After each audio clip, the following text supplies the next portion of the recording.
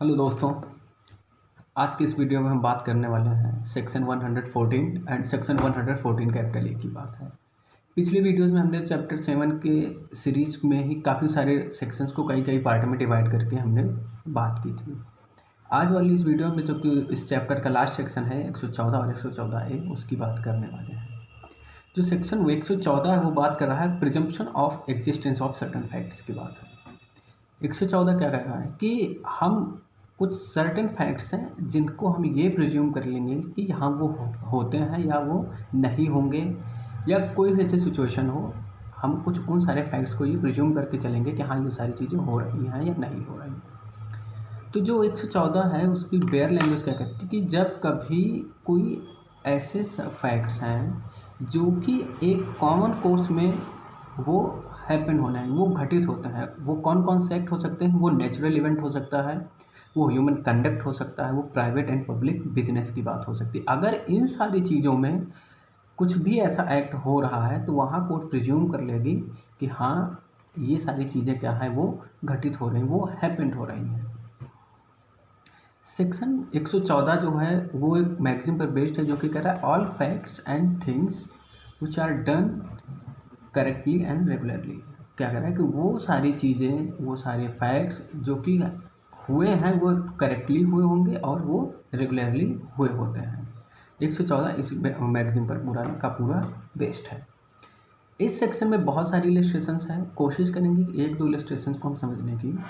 मतलब इसमें समझने की कोशिश करेंगे, उस पर बात करेंगे। तो जो मेन प्रोविज़न है 114 का वो कह रहा है कि जब कभी कोई ऐसी सिचुएशन कोर्ट के सामने आए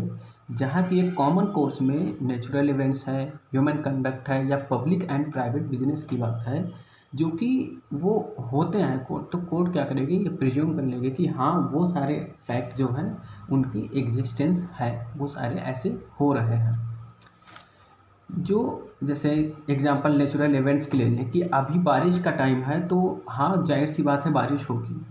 गर्मी के सीज़न में मान सकते हैं कि हाँ गर्मी हो रही है, अगर तेज़ हवा चले तो हम ये मानेंगे कि हाँ कुछ ना कुछ उड़ सकता है इस हवा में। ये क्या है कि नेचुरल इवेंट्स की बात है कि यहाँ को कुछ चीज़ों को प्रिज्यूम करके चल लेगी अपने आप कि हाँ ये सारे फैक्ट्स क्या करते हैं, एग्जिस्ट करते हैं। वहीं दूसरी चीज़ ह्यूमन कंडक्ट की बात करें तो ह्यूमन को कैसे पहचाना जाता है कि वो चीज़, वो लोग या ऐसी चीज़ें जो राइट और रॉन्ग में क्या करें, डिफ्रेंशिएट कर लें, तो हम क्या करेंगे उसे ह्यूमन बीइंग मानेंगे। तो कुछ ऐसी चीज़ें जो कि ह्यूमन कंडक्ट से मतलब साबित हो सकें तो कोर्ट क्या करेगी कि ऐसे वो फैक्ट्स जो कि ह्यूमन कंडक्ट से भी रिलेटेड हैं उनके एग्जिस्टेंस को क्या करेगी, प्रिज्यूम कर लेगी कि हाँ ये सारी चीज़ें हो रही हैं। अब जो इलस्ट्रेशंस हैं, पहली इलस्ट्रेशन क्या कह रही है कि एक कोई भी आदमी है जिसके पास गुड्स है जो कि स्टोलन है, तो दो सिचुएशन अराइज होगी कोर्ट के सामने। पहली सिचुएशन ये मानेगा कोर्ट कि या तो ये पर्सन चोर है जो उस गुड्स को चुरा के रखा है,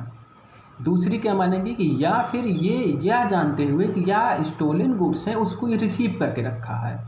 तो कोर्ट क्या करेगी, इन दोनों सिचुएशन में इस फैक्ट के एग्जिस्टेंस को क्या करेगी, प्रिज्यूम कर लेगी कि हाँ वो तो या तो वो चोर है या फिर उसने स्टोलन गुड्स को क्या किया है, रिसीव किया हुआ है। हाँ अगर सामने वाला पर्सन ये प्रूव कर दे कि नहीं ये मैं चोर भी नहीं हूँ और मैंने इस गुड्स को मतलब एज ए स्टोलन प्रॉपर्टी नहीं रखी हुई, बल्कि मैं एक ऑर्डिनरी कोर्स ऑफ बिजनेस में इसको मैं रिसीव करता हूँ, और या फिर कोई भी उसके पास ऐसा गुड्स है जिसके पास उसकी रिसीट है या जिसके मतलब उसके पास ऐसा कोई प्रूफ है जिससे ये साबित कर सके अपने आप को कि वो ना तो चोर है ना तो उस प्रॉपर्टी क्या है वो स्टोलन प्रॉपर्टी या स्टोलन गुड्स नहीं है। 100 इलस्ट्रेशन जो 114 एक इलस्ट्रेशन ए है उसमें क्या है, तीन चीज़ों को हमें क्या करना पड़ेगा, उसके मतलब एक तरह से देखें तो हम इसेंशियल कंडीशन बोल सकते हैं उसको, हमें साबित करें। पहली क्या है कि ownership of article in possession. जो सामने वाला पर्सन ये बोल रहा है कि ये जो गुड्स है इसके पोजेशन में वो किसी दूसरे के ऑनरशिप में है, तो उसको क्या करना पड़ेगा, सबसे पहले ऑनरशिप क्या प्रूव करनी पड़ेगी जो कि उस गुड्स के पोजेशन में है। दूसरी क्या है कि देयर थेफ्ट, ये साबित करना पड़ेगा कि जो वो गुड्स उसके पोजेशन में है वो चोरी हुआ है। तीसरा क्या है उसका कॉन्शियस एक्सक्लूसिव और recent possession by the accused. तीसरी क्या है कि उसकी रीसेंट पोजेशन किसके पास है वो ये साबित करना पड़ेगा। तो 3 चीज़ों के, सबसे पहले तो उसकी ऑनरशिप को साबित करना पड़ेगा, जो कि उस गुड्स की पोजीशन है कि वो किसका गुड्स है। दूसरा, उस थेफ्ट को साबित करना पड़ेगा कि हाँ, कि जो इसके पोजीशन में वाला गुड्स है उसकी चोरी हुई है। तीसरा, उसके रिसेंट पोजीशन की बात बतानी पड़ेगी वहाँ। तो इलस्ट्रेशन ए जो है वो बात क्या कर रही है कि किसी भी स्टोलन गुड्स की या फिर उस गुड्स को थेफ्ट की बात कर रही है। तो 114 में जो बात कही गई है मेन क्या है कि कुछ ऐसे चीज़ें हैं जिनकी कोड क्या करेंगे, उनकी एग्जिस्टेंस को क्या करेगा, प्रिज्यूम कर लेगा। वो कौन कौन सी चीज़ें होंगी, वो नेचुरल इवेंट है, ह्यूमन कंडक्ट है, पब्लिक एंड प्राइवेट बिजनेस की बात कही गई है। अब हम बात करेंगे सेक्शन 114A, जहाँ बात की गई है प्रिजम्पशन इन रेप केसेस की। जो 114A है वहाँ जो बेयर लैंग्वेज है कह रहा है कि where the question before the court, कौन से, जब कभी कोर्ट के सामने कोई ऐसा क्वेश्चन आता है, किसके रेफरेंस में, सेक्शन 376 क्लॉज 2 आईपीसी के रेफरेंस में।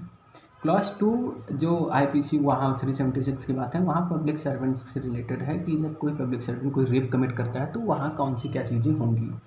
तो 114 इसी चीज़ की बात कर रहा है। यहाँ प्रिजम्पशन ड्रॉ करेगा कि जब कभी कोर्ट के सामने कोई ऐसा क्वेश्चन आए जो कि 376 क्लॉज 2 के रेफरेंस में है, और वहाँ जो इंटरकोर्स हुआ है एक्यूज्ड के द्वारा वो चाहे कंसेंट से हुआ है चाहे विदाउट कंसेंट हुआ है, बट अगर वुमेन आके